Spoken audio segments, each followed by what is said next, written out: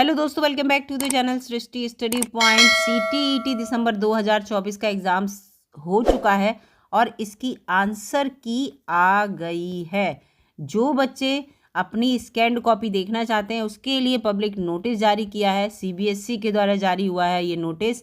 इस नोटिस में ये पूरा हिंदी में लिखा हुआ है। देखिए यहाँ पर कि आपकी जो स्कैन की गई छवियाँ यानी कि जो आपकी स्कैन की हुई कॉपी है और उसके साथ साथ जो उत्तर कुंजी दे रखी है वो दे रखी है, आप उससे मिलान कर लीजिए। यानी कि आंसर की और आपकी शीट दोनों दे रखी होगी और आप उससे मिलान कर लीजिए कि आपके कितने क्वेश्चन सही हैं। और आंसर की के लिए अगर आप चैलेंज करना चाहते हैं तो उसके लिए भी पूरा लिखा है कि सभी अभ्यर्थियों को सूचित किया जाता है कि आपकी ओएमआर की स्कैन की हुई जो कॉपी है वो इसके साथ साथ आंसर की इस वेबसाइट पर है।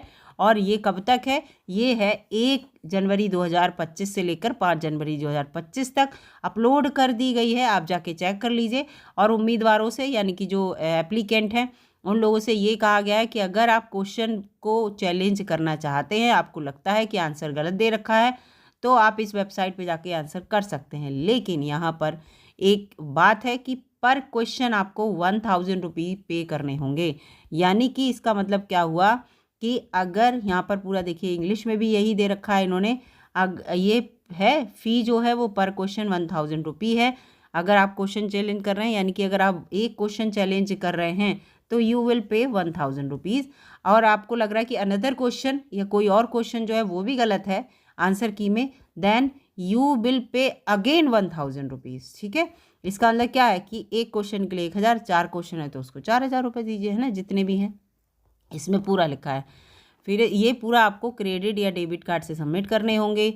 और ये fees the fee once paid, अगर आपने एक बार फ़ी पेमेंट कर दी तो आप ये नॉन रिफंडेबल होगी। आप ये मत सोचिएगा कि ये फ़ी जो है वो रिफंडेबल होगी। अब इसमें इसके बाद और भी कुछ है, यानी कि अगर आपका क्वेश्चन सही पाया जाएगा तो आपके पैसे वापस हो जाएंगे। ये यहाँ पर एक बात लिखी हुई है जो कि मैं यहाँ दिखाती हूँ। यदि बोर्ड के द्वारा चुनौती स्वीकार की जाती है, यानी यदि विषय विशेषज्ञों के द्वारा उत्तर कुंजी में कोई गलती देखी जाती है, नीतिगत निर्णय अधिसूचित किया जाएगा और शुल्क आपका वापस कर दिया जाएगा। ठीक है, ये पूरा इसमें लिखा। और जैसे ही आपने जिस तरह से आपने पेमेंट किया है उसी बेस पर वो पेमेंट वहाँ पे वापस कर देंगे आपको।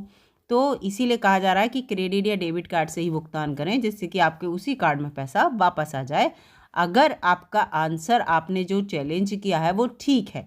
ठीक है, ये देखिए लिखा है if the challenge is acceptable by the board, board accept कर लेता है कि हाँ इन्होंने बात सही कही है, हमारा आंसर गलत था। ये पूरा लिखा है if any mistake is notice by the subject expert in the answer key policy decision will be notified and fee shall be refunded. ठीक है, ये चीज़ है। लेकिन आपके क्वेश्चंस आप जो इस आंसर की पे चैलेंज कर रहे हैं उस आंसर की के लिए जो भी होगा वो केवल आखिरी डिसीजन बोर्ड का होगा, याद रखिएगा। आप ये नहीं कह सकते अगर बोर्ड ने कह दिया नहीं आपका चैलेंज गलत है तो आप उसको दोबारा से उसको कोई बात नहीं कर सकते। तो पूरा ये है। फिलहाल जिन बच्चों ने एग्ज़ाम दिया है अपनी आंसर की को चेक कर लीजिए। आज से लेकर 5 तारीख तक यानी कि 5 जनवरी तक आप आंसर की चेक कर सकते हैं। स्कैन कॉपी और आंसर की दोनों दे रखी है और इस वेबसाइट पर जाकर। ये मुझे आपको अपडेट देना था। अगर वीडियो अच्छी लगी है, सीटीईटी से रिलेटेड सारी न्यूज़ मैं यहाँ पर देती रहती हूँ जो इम्पोर्टेंट न्यूज़ हैं।